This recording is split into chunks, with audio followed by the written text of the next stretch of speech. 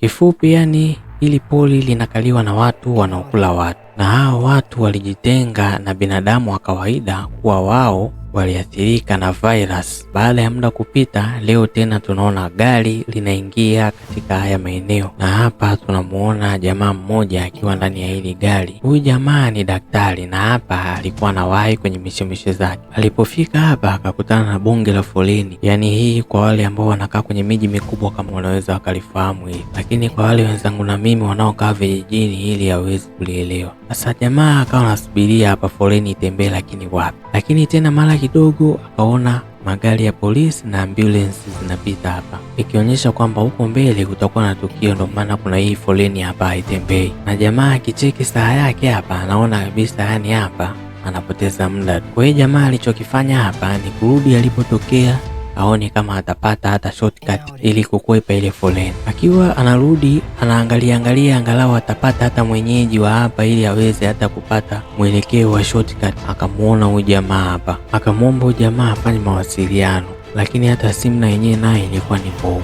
Lakini yule jamaa alikuwa na kalamani hapa, kwa hiyo huyu mwamba akaenda akaangalia pale ile ramani ili angalau ajue shortcut hapa. Baada ya kuangalia ramani akachukua gari yake akaondoka. Na ukumbuke hapa ni jirani na lile pori ambalo kuna wale watu wanaokula watu. Sasa alipofika hapa akakutana na njia mbili, kushoto na kulia. Akashindwa aelekee wapi, aende kushoto au kulia, yani kifupi akachanganyikiwa.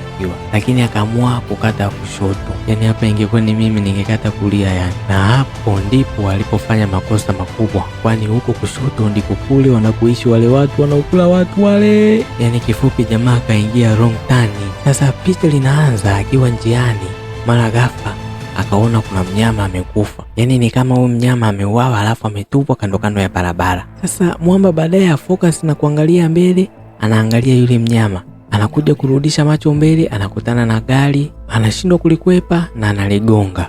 Ajali inatokea hapo. Sasa ile gari aliloligonga lilikuwa ni la majamaa fulani hivi. Hao walikuwa wamekuja kwenye hili pori kula good time yani, bila kujua kwamba hili pori lina maajabu yake, lina watu wanaokula watu. Na hili gari lao lililogongwa lilikuwa limepata pancha, kwa hiyo ndo maana lilikuwa katikati ya barabara, na kilichotoboa tairi lao lilikuwa ni mtego wa wale watu wanaokula watu. Sasa wakaja kumletea noma huyu jamaa hapa kwa nini amegonga gari lao, na wakawa wanamlaumu kweli yani. Lakini huyu dada hapa akatoa ushauri, kuliko waendelee kumlaumu huyu jamaa ni bora waende wakatafute gereji ya jirani hapa ili wafanye utaratibu, watengeneze magari yao waondoke hapa. Wakakubaliana na ushauri wa yule dada. Basi wawili wakabaki kuangalia ile magari, alafu wale wengine wote wakaenda kuitafuta hiyo gereji hapo mbele. Wawili wakabaki kuangalia ile magari na wengine wale wakaenda kutafuta hiyo gereji hapo mbele. Sasa wakiwa wamegawana majukumu kama hivyo,